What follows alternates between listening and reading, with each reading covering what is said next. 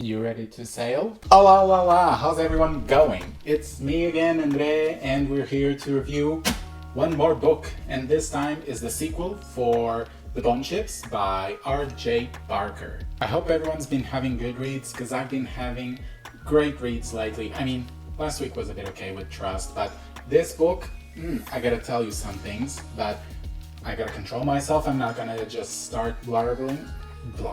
What is blarbling?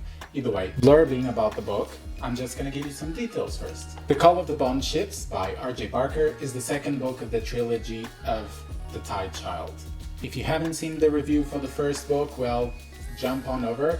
This is the thumbnail, you have a note up there, just click on it, watch that video first, see what I think of it. If you've read it, then of course you don't have to watch it, but watch it still. And if you've read the second one, stay for the whole thing. There might be spoilers, but I will warn everyone. The spoilers for the first book are kind of inevitable because we're going to talk about the second book. But spoilers of the second book, I'll try to avoid. Anyways, The Call of the Bone Ships was published in 2020, so it's relatively recent, right? Less than 5 years is recent. And which is more impressive is the fact that between the first book and the second book, there was a very short window, so the author was just pumping them books out. Which of course, as readers, we love to see that. I'm gonna just have a small aside here, and I've gotta do this because you gotta see this amazing edition from the Broken Binding. Again, this is a hardback edition. This is from their subscription, which is a book every month. I'm not sponsored by them. Don't worry, this is not a paid sponsorship. I'm not getting anything out of this. I just like to show pretty editions, and I like to see pretty editions, so I think you might like the same. Either way, this is just the dusk jacket, but this hardcover, look at the art. This art plus these sprayed edges and the interior artwork here, all of this is so good, and it's all done by Katrina Paints. And I think these different arts, both the dust jacket and the interior artwork, they're done by different artists, but they evoke the feeling for this trilogy so well. This one with the more old map style, as in the Discovery era, and the other one with the more dark and dangerous vibe, which is so characteristic of this world. And the last detail that I just want to mention are the chapter headers. I'm gonna have some examples around. These are done by Tom Parker, and I think they're just the cherry on top. They really make this book pop out with the small details, and it just gives a really good impression of the book, even without reading it. And I find amazing how 3 different artists with 3 different views all can look at this book and create art that still aligns with the vision of the book. It's just really well done. But now going back to the review of the actual book, I'm gonna read the synopsis for you guys as usual. If you don't want to hear anything about it, the timestamp is already up. Just go to that and then you can hear my proper review. If you're still curious about what this second book is about, again, the blurb might have spoilers for the first book, so tread carefully. And otherwise, I can start. No? You've had enough time. Come on, chop chop. Dragons have returned to the 100 Isles, but their return heralds only war and destruction.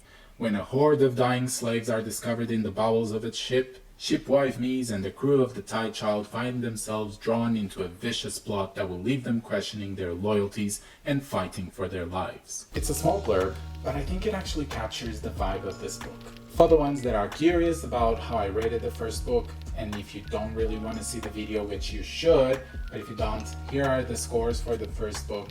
As I mentioned in the previous video, it has a 4 out of 5. There is a lot of variation in this book, but I quite enjoyed it. I think it has a lot of promise for a good trilogy. Now, was that potential achieved? Let's find out. And let's start with our usual plot category. In the first book, the plot received a 3, and that was because even though the main plot was quite good, I felt like there weren't big enough stakes for a whole trilogy. And with this second book, I felt like the plot was still good, but almost a bit too separated from the first one. But most importantly, in the second book, I think it became clear that there is a central plotline covering the 3 books, and I really like that. It's true that if you're looking for a book that has one of those stakes of like end of the world, everything's gonna end, the evil is gonna win, this is not necessarily that type of stakes, but it's nonetheless a really good plot. And there were also some really good plot twists, not like jaw-dropping, mind-blowing plot twists, but they were still quite good. And that's pretty much what I think about the plot category. It's better than the previous one, but it's still not amazing, still missing a few marks here and there. However, it's good enough to deserve a 4 out of 5. Now, what about the characters? Again, in my previous review, what I said was that Joran and Nis, they were amazing characters, they were very well described, deepened, and I could feel an attachment to them and a relationship, sometimes of hate, sometimes of love, but they were very good. However, the rest of the crew, I felt they had blank faces in the sense that they all kind of seemed more or less the same. There were some small differences, however, that was remedied in this book. In this book, I truly felt we were adventuring with the crew and that I was part of that crew. And this was achieved in two different ways. R.J. Barker was able to give more spotlight to all of these other characters, the crew of the Thai Child, and that was more in the sense that they contributed more to the plot, they had increasing stakes to the plot as well, so it was also because of their actions that the plot was moving forwards. And then we also had a different change, which is more related to the writing style, which is we actually went into the perspective or the POV of certain characters of the crew. So that changes a lot because then we are inside their heads, we can relate more to them. We don't jump a lot between POVs, just a couple of times, but I felt like those couple of times really made the difference. And I feel like now this crew is having that camaraderie similar to the Bridge 4 that was created in the Stormlight Archive by Brandon Sanderson, or even the Rocinante crew from The Expanse, written by S.A. Corey. You just gotta love that camaraderie. It's such a good feeling to be part of a group like that they all love each other. They still have tiffs here and there, but it's just cool to be in there. So for this category, it's a 5 out of 5, no doubt. And now to the building of the world. I love how harsh and dark and mysterious this world is. It's greedy, it's dangerous, it leaves no space for light. However, light still is able to thrive there. And I think R.J. Barker was so smart in creating a world like this. The culture, the people, the creatures in there, everything makes sense and aligns well with each other. And it's quite original from other worlds.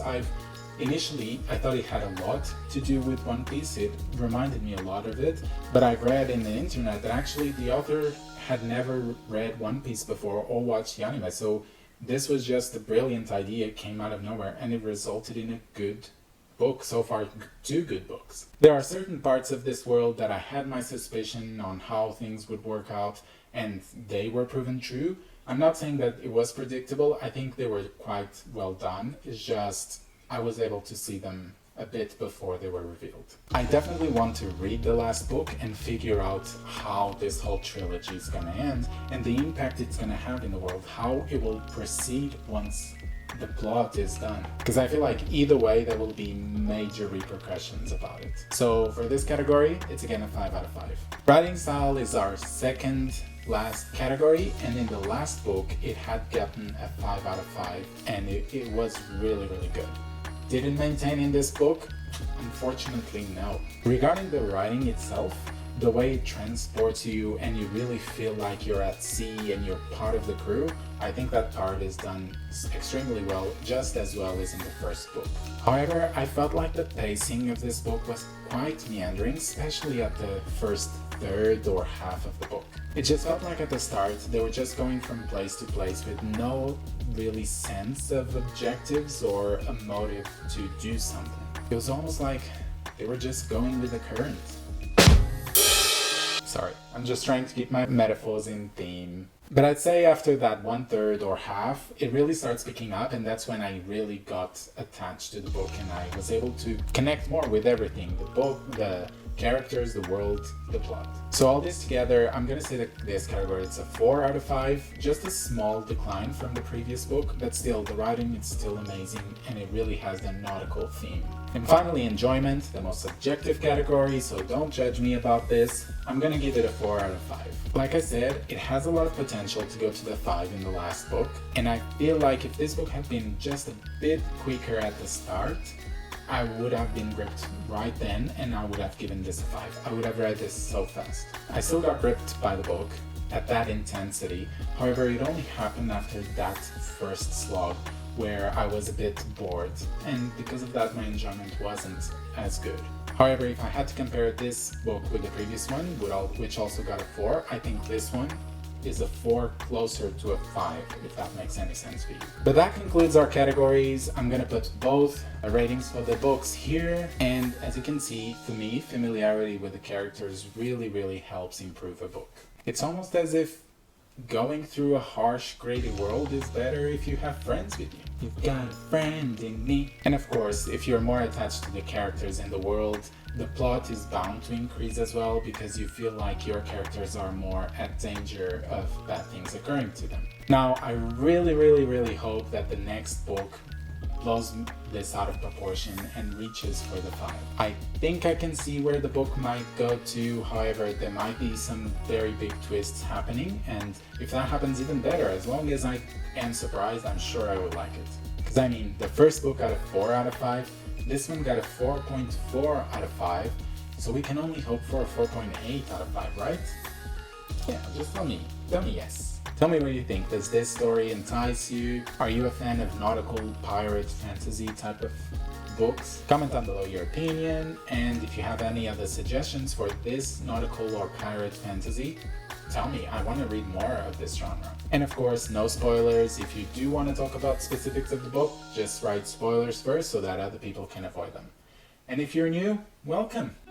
Just subscribe if you want to continue seeing more content like this, and like the content, and I'll be seeing you soon, okay? Now, go away.